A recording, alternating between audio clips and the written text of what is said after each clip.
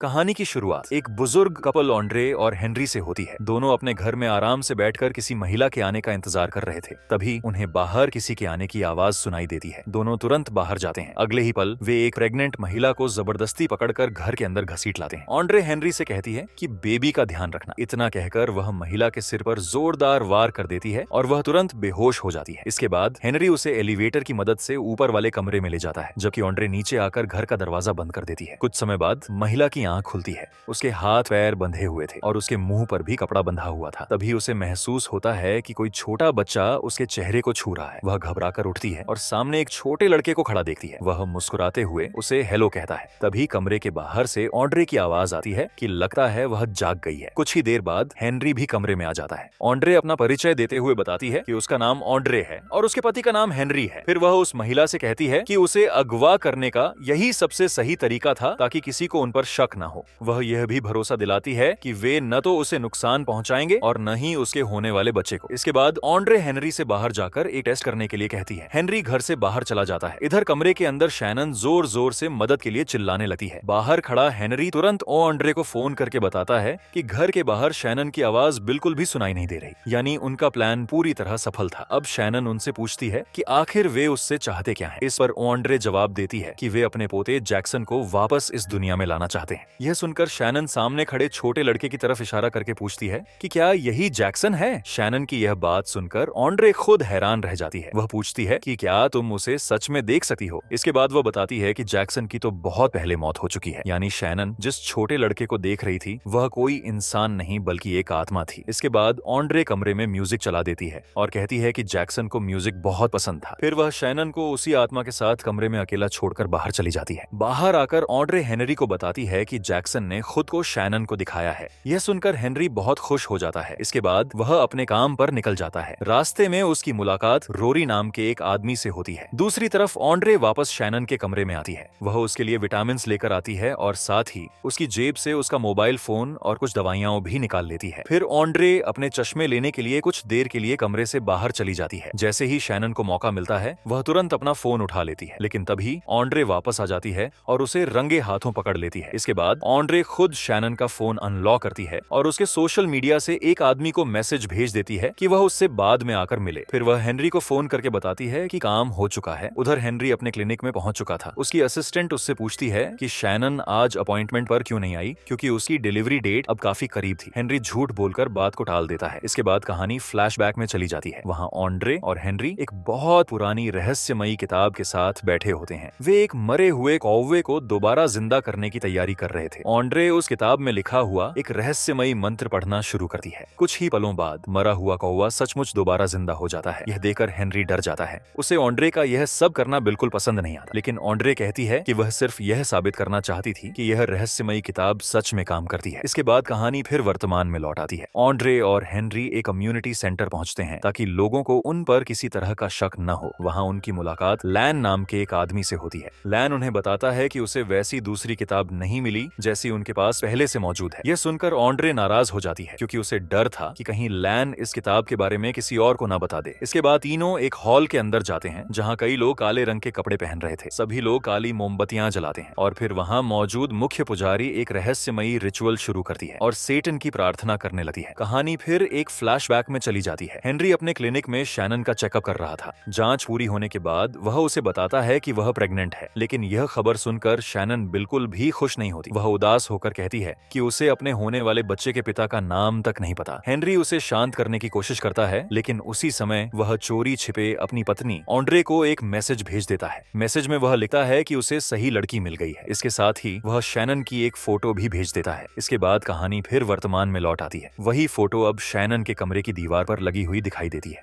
कुछ देर बाद शैनन को अचानक तेज खांसी आने लगती है और उसके मुंह से खून निकलने लगता है। वह घबराकर उठ बैठती है। तभी उसकी नजर पूरे कमरे पर पड़ती है। ऑन्ड्रे और हेनरी ने पूरे कमरे को एक शैतानी रिचुअल के लिए तैयार कर दिया था। चारों तरफ अजीब निशान बने हुए थे। काली मोमबत्तियां जल रही थीं और दोनों किसी खतरनाक पूजा की तैयारी कर रहे थे। शैनन बार बार उनसे विनती करती है कि वे यह सब बंद कर दें, लेकिन दोनों उसकी एक भी बात नहीं सुनते। वे रिचुअल शुरू कर देते हैं। दोनों अपने अपने हाथ काटते हैं और अपना खून एक दिल के आकार वाली चीज पर टपकाते हैं। उसी समय शैनन का पूरा शरीर जोर जोर से कांपने लगता है। ऑन्ड्रे और हेनरी लैटिन भाषा में रहस्यमयी मंत्र पढ़ना शुरू कर देते हैं। जैसे जैसे रिचुअल आगे बढ़ता बढ़ता है वैसे वैसे कमरे में रखी चीजें अपने आप हिलने लगती हैं और पूरे कमरे का माहौल और भी डरावना हो जाता है। अचानक जैक्सन की आत्मा फिर से कमरे में दिखाई देता है। वह बिना कुछ बोले शैनन की तरफ इशारा करता है। ऑन्ड्रे लगातार मंत्र पढ़ती रहती है, लेकिन अगले ही पल जैक्सन अचानक गायब हो जाता है। उसी समय शैनन के पास एक भयानक राक्षस कुछ सेकंड के लिए दिखाई देता है और फिर वह भी अचानक हवा में गायब हो जाता है। रिचुअल खत्म होने के बाद ऑन्ड्रे और हेनरी तुरंत शैनन के पास जाते हैं और बेबी की धड़कन सुनते हैं। धड़कन सुनकर वो ऑन्ड्रे खुशी से कहती है कि यह जैक्सन की धड़कन है, लेकिन हेनरी को अभी भी पूरी तरह यकीन नहीं था कि रिचुअल सचमुच सफल हुआ है। अगली सुबह हेनरी की नींद खुलती है। वह देखता है कि ऑन्ड्रे उसके बिस्तर पर नहीं है। उसे लगता है कि शायद वह बाथरूम में होगी, इसलिए वह उससे बातें करना शुरू कर देता है। बाथरूम के अंदर एक महिला खड़ी होकर अपने दांत फ्लॉस कर रही थी।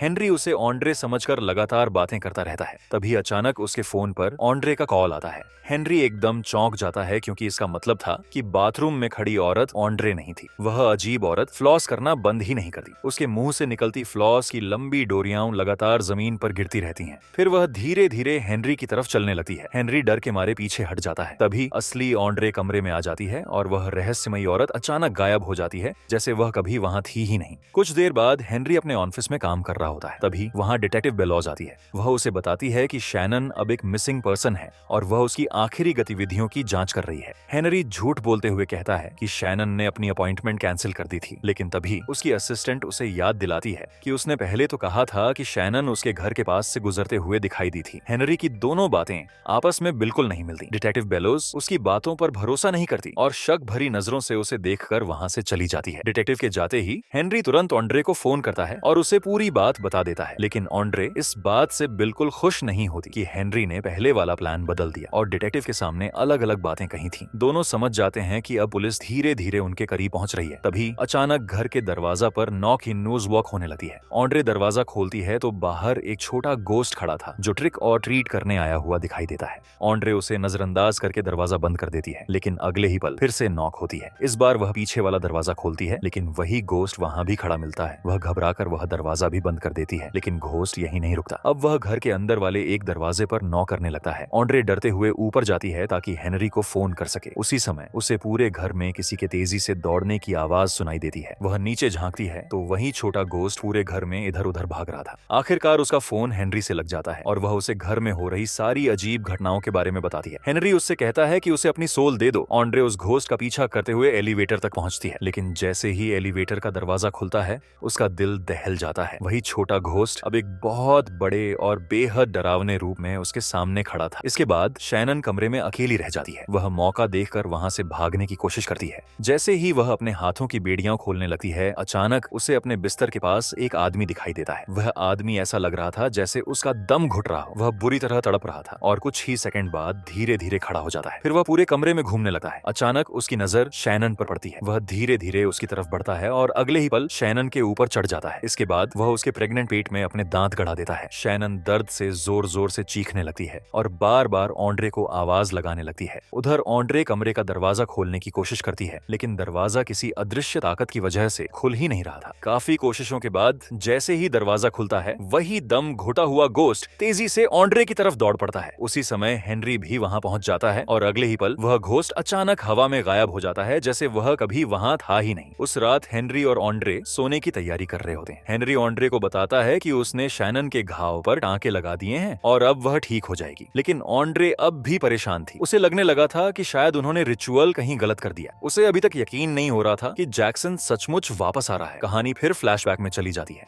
हेनरी अपने घर के बाहर शैनन से मिलता है। इस बार शैनन पहले से बिल्कुल अलग दिखाई देती है। वह बहुत खुश थी और मुस्कुराते हुए कहती है कि अब उसे माँ बनने से डर नहीं लगता। अब वह अपने होने वाले बच्चे को लेकर बहुत उत्साहित है। इसके बाद कहानी फिर वर्तमान में लौट आती है। उसी समय रोरी दोबारा घर पहुंचता है। हेनरी उससे मिलने बाहर चला जाता है, जबकि दूसरी तरफ ऑन्ड्रे शैनन को बेहोश करने की तैयारी करने लगती है। बाहर हेनरी और रोरी आपस में बातें कर रहे होते हैं, लेकिन रोरी बार बार सिर्फ एक ही बात कहता रहता है कि उसे हेनरी का ड्राइववे साफ करना है। वह वहीं अपनी मशीन चालू कर देता है। इधर घर के अंदर हेनरी और ऑन्ड्रे आपस में बहस करने लगते हैं। ऑन्ड्रे कहती है कि उसे डर है कहीं रिचुअल गलत तो नहीं हो गया और जैक्सन वापस नहीं आया। तभी बाहर से रोरी जोर से आवाज लगाता है। वह कहता है कि तुम लोगों ने रिचुअल सही किया है, जैक्सन वापस आ रहा है। इतना कहते ही वह अचानक अपना सिर खुद ही चलती हुई मशीन के अंदर डाल देता है और कुछ ही पलों में उसकी दर्दनाक मौत हो जाती है। यह देखकर साफ हो जाता है कि अब घर में मौजूद दुष्ट शक्तियां लोगों को अपनी मर्जी से मरने पर मजबूर कर रही थी। कुछ समय बाद ऑन्ड्रे शैनन के कमरे में आती है। वह शैनन को साफ करती है और फिर उसके हाथों की बेड़ियों पर कुशन लगा देती है ताकि उसे कम तकलीफ हो। शैनन उससे पूछती है कि जब तुम्हें बेबी मिल जाएगा तब क्या तुम मुझे मार दोगी? ऑन्ड्रे शांत होकर जवाब देती है कि उनका वादा था कि वे उसे कोई नुकसान नहीं पहुंचाएंगे। इसी दौरान कमरे का दरवाजा अपने आप खुल जाता है। ऑन्ड्रे शैनन से कहती है कि उसे शैनन में अपनी बेटी की झलक दिखाई देती है। फिर वह अपनी बेटी की दर्दनाक कहानी बताती है। वह कहती है कि उसकी बेटी भी उसी कार एक्सीडेंट में थी जिसमें जैक्सन की मौत हुई थी,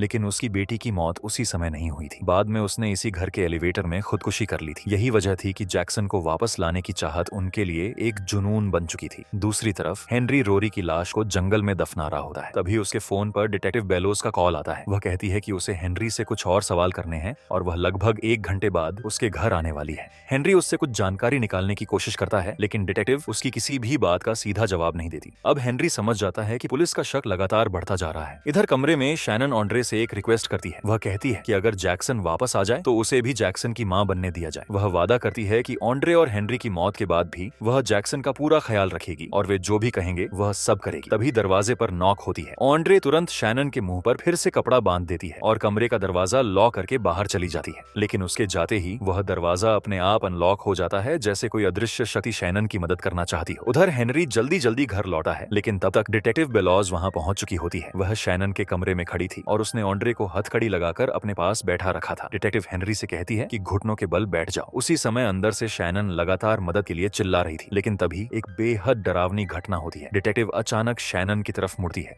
और बिना कुछ कहे अपनी ही गन निकालकर खुद को गोली मार लेती है। हेनरी तुरंत ऑन्ड्रे की हथकड़ी खोल देता है। इसके बाद दोनों मिलकर डिटेक्टिव की लाश को कमरे से बाहर ले जाते हैं। बाद में हेनरी उसी जंगल में डिटेक्टिव की बॉडी भी दफना देता है जहां उसने पहले रोरी की लाश को दफनाया था। अगले दिन ऑन्ड्रे हेनरी से शैनन की उस रिक्वेस्ट के बारे में बात करने की कोशिश करती है, लेकिन तभी घर के दरवाजे पर नॉक होती है। दरवाजा खोलने पर सामने लेन खड़ा होता है। वह उस रहस्यमयी किताब को देखने की बात करता है। हेनरी उसे किताब दिखाता है और बताता है कि आखिर उसे यह किताब कैसे मिली थी। इसके बाद ऑन्ड्रे लेन से पूछती है कि क्या वह इस किताब को पढ़ सकता है। लेन किताब को ध्यान से देखकर बताता है कि यह कई अलग अलग भाषाओं और बेहद प्राचीन बोलियों में लिखी गई है। उसके मुताबिक यह दुनिया की सबसे पुरानी किताब भी हो सकती है। फिर ऑन्ड्रे उससे उस जादुई मंत्र के बारे में पूछती है। लेन उनसे कहता है कि पहले वे बिल्कुल वैसा करके दिखाए जैसा उन्होंने रिचुअल के समय किया था। जब हेनरी और ऑन्ड्रे वैसा ही करके दिखाते हैं, तब लेन बताता है कि एक बार घाटी का दरवाजा खुल जाए तो वहां मौजूद हर गोस्ट किसी होस्ट की तलाश करने लगता है ताकि वह इस दुनिया में वापस आ सके। इसके बाद वह उनसे पूछता है कि उन्होंने होस्ट किसे बनाया था। हेनरी और ऑन्ड्रे उसे शैनन के कमरे में ले जाते हैं और उससे पूछते हैं कि क्या जैक्सन अब इसके अंदर है। इयान जवाब देता है कि अभी नहीं, लेकिन ऐसा हो सकता है क्योंकि रिचुअल अभी पूरी तरह पूरा नहीं हुआ है। इयान बताता है कि रिचुअल को पूरा करने के लिए मां की बलि देनी होगी, यानी शैनन की जान लेनी होगी। वह कहता है कि अगर वे उसे यह किताब दे दें और साथ में $10,000 भी दें तो वह अगले दिन रिचुअल पूरा कर देगा,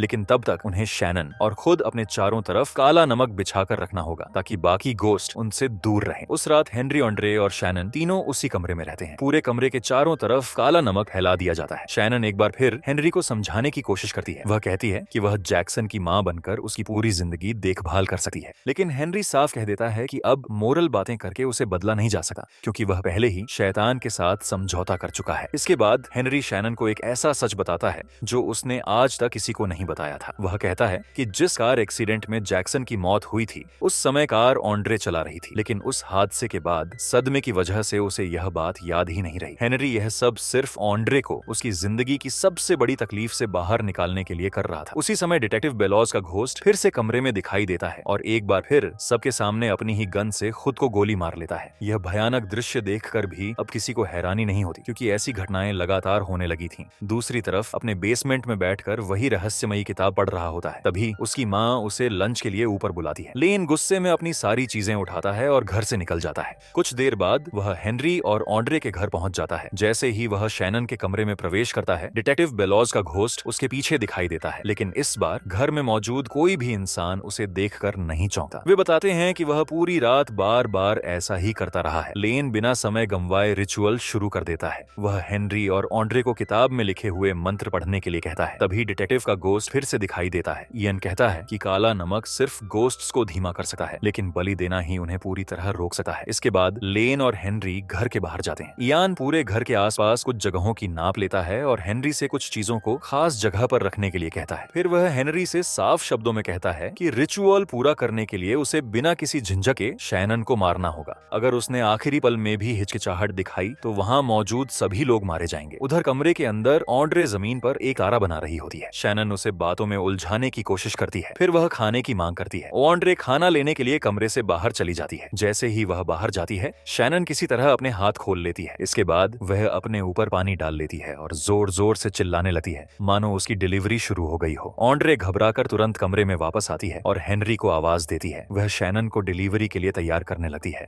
उसी समय हेनरी और लेन भी कमरे में पहुंच जाते हैं, लेकिन कमरे में आते हुए लेन गलती से काला नमक की लाइन बिगाड़ देता है। इसके बाद वह तुरंत किताब खोलकर मंत्र पढ़ना शुरू कर देता है। ऑन्ड्रे बार बार एक ही सवाल पूछ रही थी कि क्या जैक्सन वापस आ गया। दूसरी तरफ हेनरी के फोन पर लगातार कल्ट की पुजारिन के मैसेजेस आ रहे थे। तभी अचानक जमीन पर बना तारा चमकने लगता है। यह देखकर लेन खुशी से कहता है कि रिचुअल काम कर रहा है। इसी बीच हेनरी अपना फोन उठाता है। दूसरी तरफ कल्चर की पुजारिन थी। वह घबराई हुई आवाज में बताती है कि लेन ने अपनी ही माँ की हत्या कर दी है और अपने घर की दीवारों पर अजीब रहस्यमयी निशान बना दिए हैं। यह सुनते ही हेनरी समझ जाता है कि लेन पर भरोसा करना उसकी जिंदगी की सबसे बड़ी गलती थी। वह तुरंत ऑन्ड्रे से कहता है कि कुछ गड़बड़ है, लेकिन लेन उन्हें लगातार मंत्र पढ़ते रहने के लिए मजबूर करता रहता है। अचानक शैनन अपने हाथों की पकड़ छुड़ाकर ऑन्ड्रे को पकड़ लेती है। वह उसके गले पर चाकू रख देती है। फिर हेनरी से कहती है कि अगर वह उसके पैरों की बेड़ियां नहीं खोलेगा तो वह ऑन्ड्रे को मार देगी। ऑन्ड्रे और लेन दोनों हेनरी को ऐसा करने से मना करते हैं, लेकिन हेनरी अपनी पत्नी की जान बचाने के लिए मजबूर हो जाता है और शैनन के पैरों की बेड़ियां खोल देता है। जैसे ही शैनन आजाद होती है, उसी पल लेन अचानक ऑन्ड्रे पर हमला कर देता है और उसे मार डालता है। वह ठंडी आवाज में कहता है कि आखिर माँ ही होती है। इसके बाद इयन ऑन्ड्रे का खून हेनरी के ऊपर गिराता है और रिचुअल पूरा करने के लिए लगातार मंत्र पढ़ता रहता है। दूसरी तरफ शैनन खुद को पूरी तरह छुड़ाने की कोशिश कर रही होती है, जबकि ऑन्ड्रे हेनरी की बाहों में दम तोड़ देती है। तभी उसी समय वही हंसने वाला घोस्ट कमरे में आ जाता है। वह लेन को पकड़कर दूसरे कमरे में घसीट ले जाता है। कुछ देर तक पूरे घर में सिर्फ लेन की दर्द भरी चीखें गूंजती रहती हैं और फिर सब कुछ शांत हो जाता है। इधर शैनन वहां से भागने की कोशिश करती है, लेकिन तभी वही दम घुटने वाला गोस्ट उसके पीछे आकर खड़ा हो जाता है।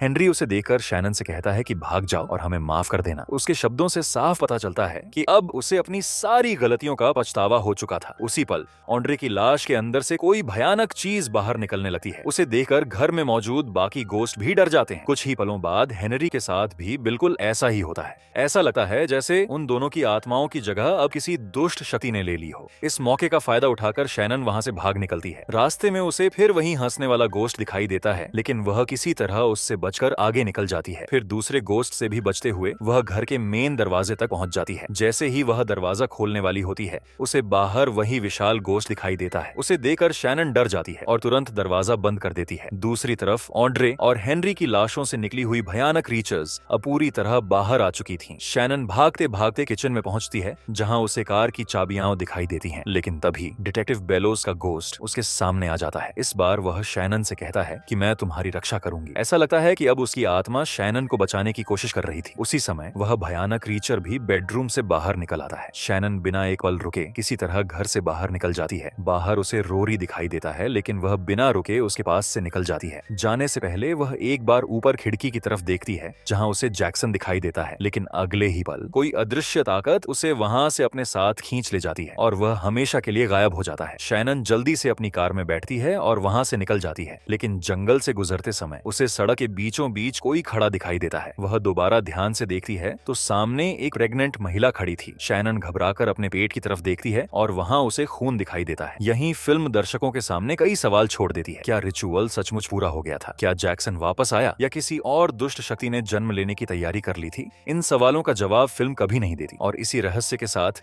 एनीथिंग फॉर जैक्सन मूवी की कहानी समाप्त हो जाती है। अगर आपको हमारी यह मूवी एक्सप्लेनेशन पसंद आई हो तो वीडियो को लाइक करें, चैनल को सब्सक्राइब करें और बेल आइकन जरूर दबाएं। मिलते हैं अगली शानदार मूवी एक्सप्लेनेशन के साथ।